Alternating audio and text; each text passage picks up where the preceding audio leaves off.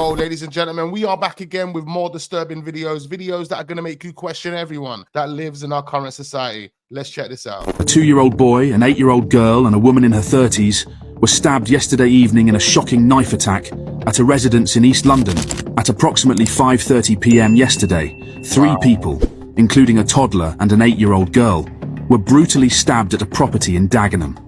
A blood-soaked woman seeking help alerted a neighbour by knocking urgently on his door. When she told him that a 2-year-old boy was still in danger inside the property, the neighbour, Davy Holland, sprang into action. Hailed as a hero, Holland courageously broke into the home to rescue the young child. Pick up Davy Holland. An off-duty police officer who has not been named assisted the injured suspect, though it remains unclear how the suspect sustained his injuries. The suspect was taken to the hospital and subsequently arrested on suspicion of attempted murder. All 3 victims were rushed to a major trauma centre, with 2 of them being treated for life-threatening injuries. The 3 victims are now understood to be known to each other. The attacker's identity has not yet been released, but is expected to face charges today. Wow, it doesn't seem like we've been given the full story there, but extremely disturbing details taking place in Dagenham. If anyone does know more about what actually happened there, do comment down below and let me know. The gangsters tried to cut off a man's head with a samurai sword and then wrote a rap song about it. 18-year-old Kieran Earnshaw and 16-year-old Luke Gorkrager launched to attack on 53-year-old factory supervisor Robert Wilson, attempting 16-year-olds. 16-year-olds. Why is there such a big problem here in the UK when it comes to teens leaving school? You get to that age where you leave school and that's where all hell breaks loose. Even for me, leading up to leaving secondary school, I was getting myself involved in some crazy antics. Even when I take myself back to when I was a teen, we were literally putting ourselves at risk for the most pettiest things. To remove his head with a samurai sword outside the Thornton and Ross pharmaceutical plant in Huddersfield. Wilson and 2 colleagues approached the teens to ask them to leave the car park. The teens, intoxicated on drugs and alcohol, responded violently. Earnshaw pulled out a 20-inch sword and began the attack, passing the weapon to Gorkrager as they repeatedly slashed at Wilson. Despite Wilson's desperate pleas for mercy, the teens ignored him. Why were they carrying the machete in the first place? Audio captured from Wilson's call to a security firm recorded Gorkrager shouting, "I want to cut his head." The attack Why? For what reason? only ended when police arrived and used tasers and incapacitant spray to subdue the attackers. The court heard how the pair even paused mid-attack to steal from Wilson's pockets before resuming their attempt to take his head off. Luke Gorkrager wrote rap lyrics that seemed to glorify the brutal murder of Robert Wilson. Titled "No Remorse," the lyrics detailed the killing. The rap described how they attacked Wilson. However, Gorkrager would later express remorse through a letter, although some doubted the sincerity of his apology. Both teens admitted to Wilson's murder, and Earnshaw was sentenced to a minimum of 22 years in prison, while Gorkrager received a minimum of 16 years and 8 months. Lounging around in a car park, they were asked politely to leave, and he pulled out a machete. Why the hell was he carrying a machete? And those stupid, pathetic decisions have led to these guys spending more or less the rest of their life in jail. Of a 13-year-old female, which occurred overnight on the... This is the moment one of 3 men who lured a 13-year-old girl to a flat. No way. Come on, bro. 13 years old. Where they recorded themselves sexually assaulting her, is arrested. Accusations are getting on my nerves now. Okay, you are under arrest They're getting on your nerves, bro. The cheek. on suspicion of rape and sexual activity with a child. The investigation concerns the vagina of a 13-year-old female, which occurred overnight on the 30th of September 2023 and the 1st of October 2023 at 15... Paul Maxwell, 24, Kayon Bowler, 29, and Jeremiah Jackson, 24, approached a 13-year-old girl at Hammersmith Tube Station and persuaded her to accompany them to Maxwell's apartment. Once there, the 3 men subjected her to a horrific sexual assault. Weeks later, the police were notified and arrested all 3 individuals. Upon examining their devices, investigators uncovered a disturbing video that documented the abuse involving all 3 men. No way. Police were also able to find CCTV footage of them luring the girl back from Hammersmith. The 13-year-old girl told the court, "I have gone over the date a million times thinking what I could have done differently to change the outcome of what happened to me. No matter what I change, it would have ended the same way." The attack occurred on September 30th, 2023, and yesterday, all 3 men were jailed.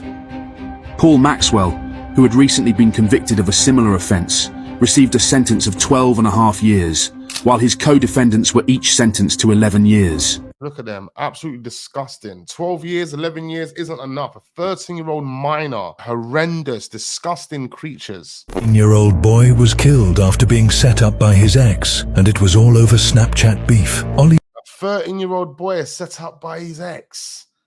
All over Snapchat beef. This is an absolute joke, man. Stevens was lured by the 14-year-old girl to meet at Bugs Bottom Park in Reading under the false pretense of sharing tobacco. 14-year-old girl, under the pretenses of sharing tobacco, she lured him to this area and set him up. A 14-year-old girl. What are the parents? His parents need to be held accountable. This is absolutely disgraceful. However, the girl had been plotting with two other boys, aged 13 and 14, who had beef with him. The boys were furious over Ollie defending another boy in a Snapchat group chat, leading Boy B to describe Ollie as having snaked him. Boy B's rage simmered to the point where he declared, Petty stuff, I told you, all petty stuff. It's always going to be petty stuff. I actually hate the kid with a passion. If I was to see him right now, I'd probably end up killing him. When Ollie arrived, he was ambushed by the two boys. After a brief scuffle between Ollie and Boy B, Boy A stepped in and fatally stabbed Ollie twice. The boys fled the scene on an e-scooter, and later that day, Boy A bragged in a voice note saying, "It was me and my boy in it. I started slapping him up, and then my boy backed out and then shanked him." Hours after Ollie's death, Boy A was caught on CCTV discarding blood-stained clothes, while Boy B deleted incriminating evidence from his phone, including photos and videos linking him to the attack. In the days after the murder, Boy A searched online for news reports about stabbings in the area. When confronted by a friend who asked why he did it, Boy A admitted it was a huge mistake, stating, "I didn't mean to, I just saw red." Both boys were sentenced to life in young offender institutions, with Boy A receiving a minimum term of 13 years and Boy B receiving 12 years. The girl, initially sentenced to 3 years and 2 months, later had her sentence increased to 5 years after it was ruled too lenient by appeal judges.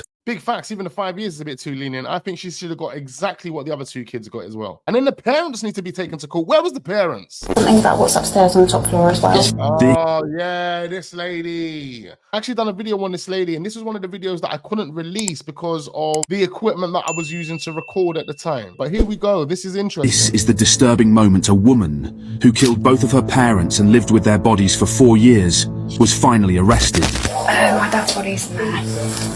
Right, okay. Yep. Where about your mum?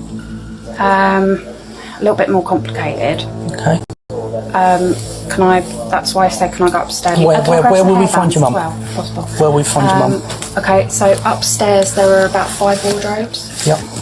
It's behind the bed, but back next to the sink. That's the second one. Slips 5 of those into his drink. He didn't drink all of them. He only drank probably about half of 2.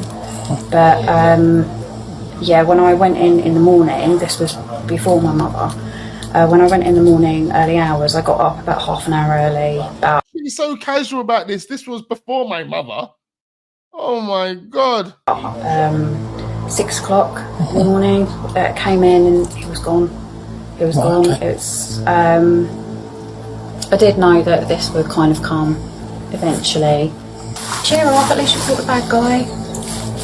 I've just waken up today and done my job. Virginia McCullough, age 36, poisoned her 70-year-old father who had diabetes and left him to die while she went to bed. The next morning, wearing gardening gloves, she brutally attacked her mother, who was sitting in bed listening to the radio.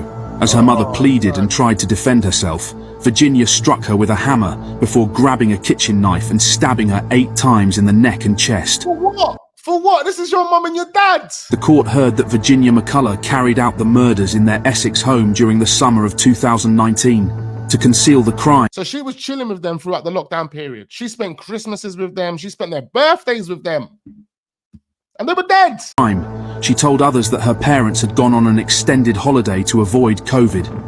During this time, she continued her disturbing actions, using her deceased parents' pension funds to gamble, ultimately profiting over £135,000. In August 2023, police visited the family's home for a welfare check, unaware that her parents' bodies were hidden inside. No search was conducted, as there were no signs of anything suspicious.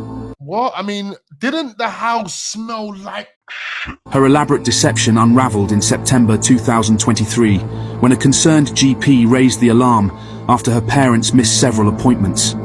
The bodies were eventually discovered, her father's encased in a makeshift tomb of masonry blocks secured with filler, then covered with blankets and paintings.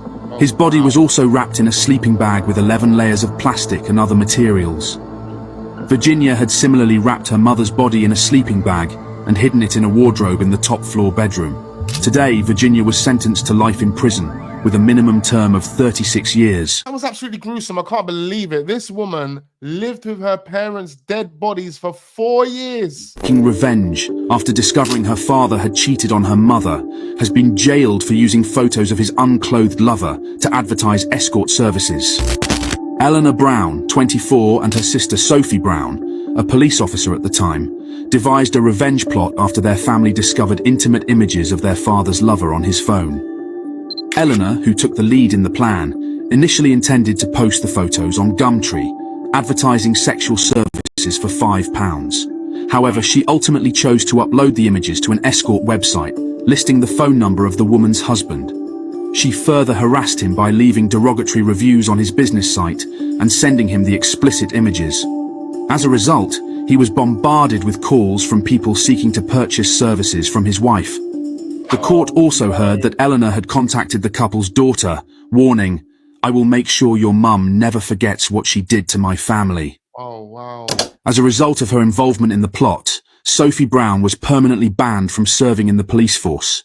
Today, Eleanor Brown was sentenced to 3 years in prison after pleading guilty to 2 counts of disclosing private images. I don't know what's going on in this country, but it's extremely disturbing. These 2 girls were caught bagging up £123,000 worth of in Manchester. Courtney Larkin, 25, and her friend Ellie Morton, 21, were found by police inside Larkin's home in Stalybridge, surrounded by drug paraphernalia, including 37 bags of ready for distribution. Larkin, who had been running her own drug line in the area, had been packaging the drugs when Morton arrived for their planned outing. Though initially shocked, naively began helping her friend bag the drugs before police burst in and arrested them. Officers discovered over a kilogram of at the property with a street value of £123,000. Morton, a mother of 1, claimed she had not intended to become involved in the drug racket, insisting she had only been there for a lift. Despite their initial refusal to hand over the PINs for their phones, police were able to crack the devices and discovered evidence that Larkin had been dealing drugs since early April. In court, Larkin's defense team argued that she had fallen into drug dealing due to personal struggles, including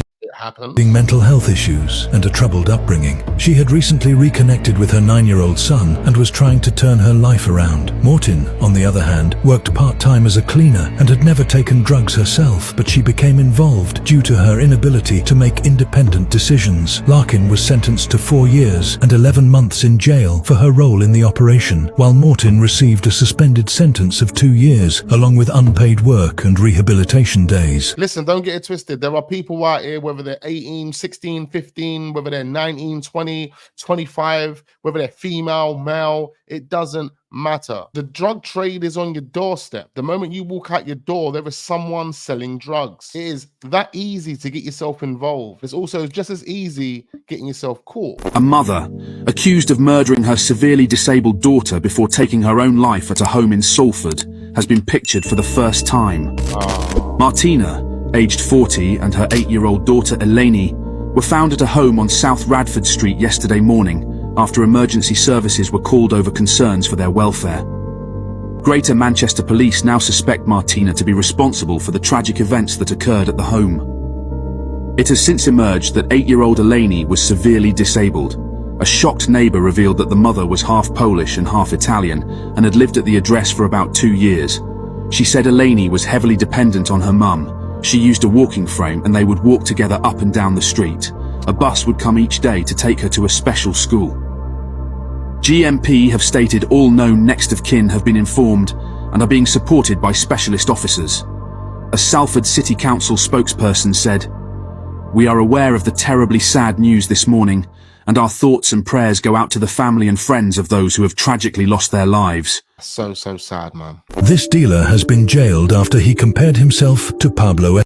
This dealer has been jailed after he compared himself to Pablo Escobar. Listen, 10 years in the gutter, on a curfew, and I'm still rolling like Pablo, cuz. There's only one Pablo out here, cuz. East London's finest, you understand? Remember that, cuz. Shahen Ahmed, 34, was arrested after running 3 sophisticated Class A drug lines under the name Killer between December 2021 and June 2022. Ahmed, who led the operation in East London, was caught boasting about his crimes in a video where he referred to himself as Pablo and claimed to run the streets. Ahmed was arrested on June 28, 2022, when officers executed a warrant at his home and another linked address. They found Class A drugs and over £60,000 in cash. £60,000 in cash, and this guy's claiming to be Pablo Escobar.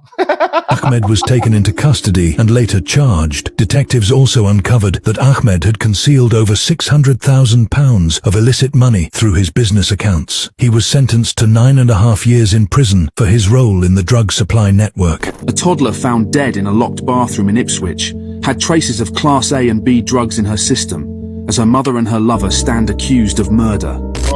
Chelsea Gleeson Mitchell and her boyfriend Scott Jeff, both 24, are accused of murdering 2-year-old Isabella Wildon, whose body was found in a locked bathroom at a council-run temporary housing unit in Ipswich.